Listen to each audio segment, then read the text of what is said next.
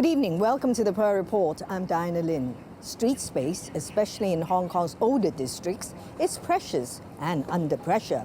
Shops and restaurants will extend their business if they can. As producer Chris Lincoln reports, the Ombudsman has noticed and is pushing the government to act.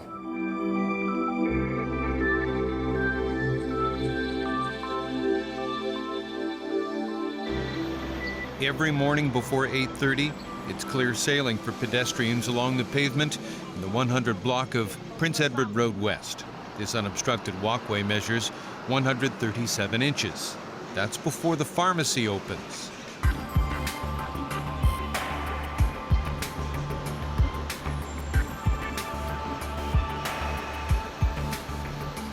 With goods put out for the day, the pavement shrinks by about 48 inches, or more than a third, and sometimes more. At times, the pharmacy takes up space on the other side of the pavement, where it attaches trolleys to the railing and stacks boxes. In the next block, near the MTR entrance, there is more room on the street. One of the pharmacies here extends its shop premises by 8 feet, or 96 inches. Head down the block in the other direction, and at the corner of Prince Edward Road West and Lai Chi Kok Road, there's a shop selling air conditioners and other appliances. This place literally swings into business. When it's all in place, the business extension is 48 inches. The loss of pavement space is about 1/3. Not far away on Nathan Road, the same daily routine.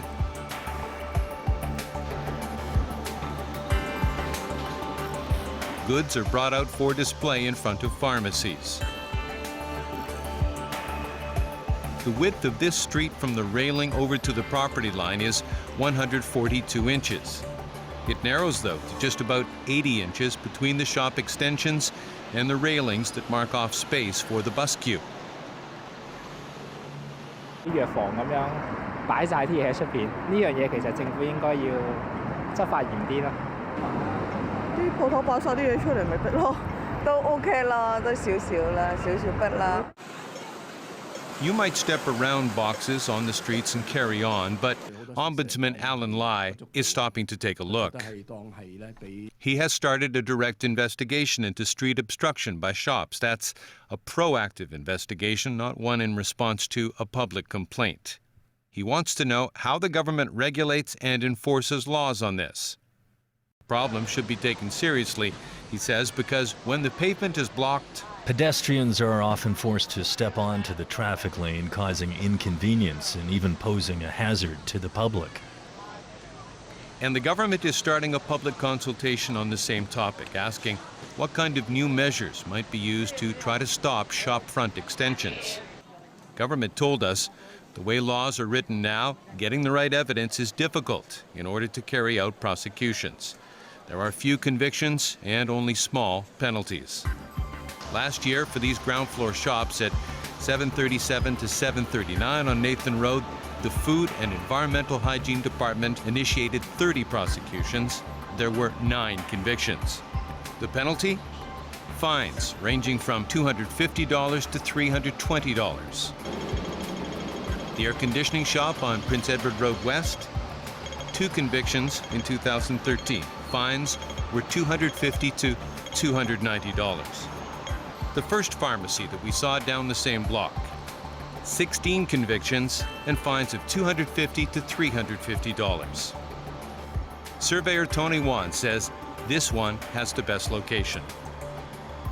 This is the main route for those people to walk through to the MTR station. Therefore, the natural pedestrian flow is high here. If they extend out, say, by 4 feet with a width of, say, 20 feet, altogether they will occupy additional 80 feet. The rental for this shop, for the front portion, would be in the range of 200 to 300. On 200, they will enjoy a free rental of about 16,000 per month. We can't use like a uniform policy to look at the matter because shopfront extension, like the case here, can add color and interest to the streets. Mi Kam heads the Chinese University's Urban Studies program. Pharmacies, she says, take up more space for goods to cater to mainland tourists. They are big customers for these kind of shops, so I can understand why they need that kind of extension. I think people extending out aggressively should always be warned, or we should do something about it because it's, after all, public space, a public realm. Last spring, the Ombudsman criticized government for lax regulation of restaurants that extend their premises. He said it's not a serious offense. But in densely populated districts where space is limited, such activities often lead to obstruction of streets, cause environmental hygiene and noise problems, and bring nuisance to upstairs and nearby residents. Last month, we went out to Yuen Long to see what happens after a restaurant gets its license suspended for setting up tables and serving customers without permission outside.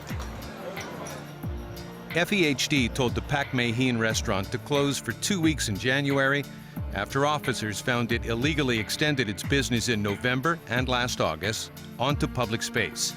It had been fined $7,000 and given 30 demerit points. Twice earlier, last April and in 2012, it had been found operating illegally and was given a 1-week license suspension and fined $1,000. It was quiet midweek when we checked. One table was set up outside the restaurant. Our camera, though, got the attention of other restaurants across the street.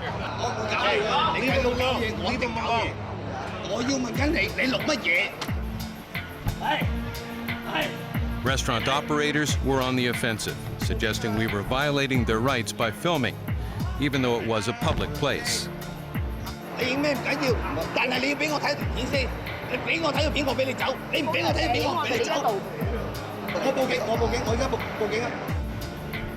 We did not show our footage.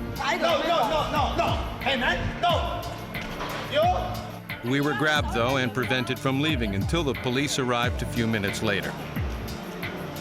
Police said little to us, nothing in English, and we left without further incident. We came back a few nights later for a better look. This area near Longping Station was clearly a busy and popular place, and none of these restaurants was licensed for outdoor dining. We took another look at the Pak Mei Hien restaurant. This time, it had tables out front, weeks after being suspended for the same thing. The Ombudsman's report was critical of staffing practices. FEHD health inspectors carry out enforcement, but they only work until 6 o'clock. Hawker control officers work till 11 p.m., but only in a supporting role and not in all districts. Also, weak penalties were used when stronger ones were available. Street obstruction penalties are small, and operating a business other than where it is permitted is a fine of $2,000 to $3,000. And FEHD used those measures, the Ombudsman said, instead of arresting operators on the spot and applying for orders to close the restaurant. From the Ombudsman's report. The profits brought about by occupying public spaces for business are more than enough to offset the fines payable. Such punishment is clearly insufficient to deter illegal extension of business area by restaurants. And the report criticized a system that permitted repeat offenders to continue operating while they appealed penalties. One case took 336 days by the time all the appeals were exhausted. And in 2012, there were no successful appeals. Councillors always catch in the dilemma. We believe that the number of people who enjoy dining is more than the people affected, but it doesn't mean that it's correct.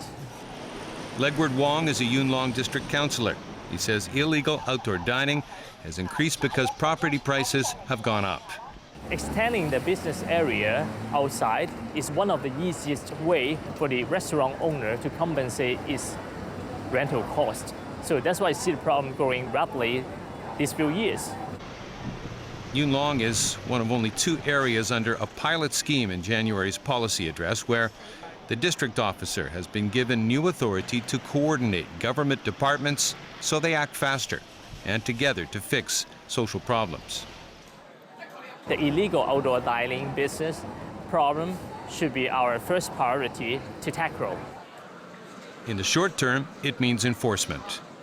The business owner may be convicted like 1 or 2 every month, but in the future, after the Yunnan district officer has stepped up its prosecution and the inspection, that could be maybe 10 or 20 prosecution every week.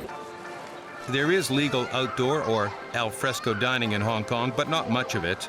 Operators need an outdoor seating accommodation permit. To get one, they need the agreement of multiple government departments, and they have to overcome any neighborhood objections. For 2012, there were 104 applications and just 17 were accepted. Paul Buxton got one years ago for his restaurant in Tsim Sha Tsui East, in a location that is pretty much ideal. There's no noise restrictions, there's no residential, there's no issues with the highway because it's blocked from the highway, and everyone wanted it. The developer wanted it, the public wanted it, and it doesn't affect anybody adversely. Even with all the green lights, it took more than a year to get permission. We had to put in a written application. It had to go to 8 different government departments. Each government department can keep the permit or the application for up to 8 weeks each. So it took well over a year to get a permit for outside seating. A group of Western restaurant operators has been lobbying the government for more than a year to make it easier to get an OSA. Very few of the places in Lan Kwai Fong, for instance, have them. Operators want one department in charge of everything in order to cut down on the processing time. They also complain about unreasonable and anonymous objections. What kind of a difference does it make to your business to be able to offer this? Night and day. There's just no comparison. If you can't have outside seating in somewhere like this, the rent per square foot indoors is just too much in Hong Kong. The Ombudsman has recommended the government work with district councils to find appropriate places for outdoor dining. Around Yuen Long, That could be near around the MTR station of Kam Sheung Road, where there is now a hawker's market. Legward Wong says this idea has been around for a while, but so far there has been no policy support from government to set something up here. When we come back,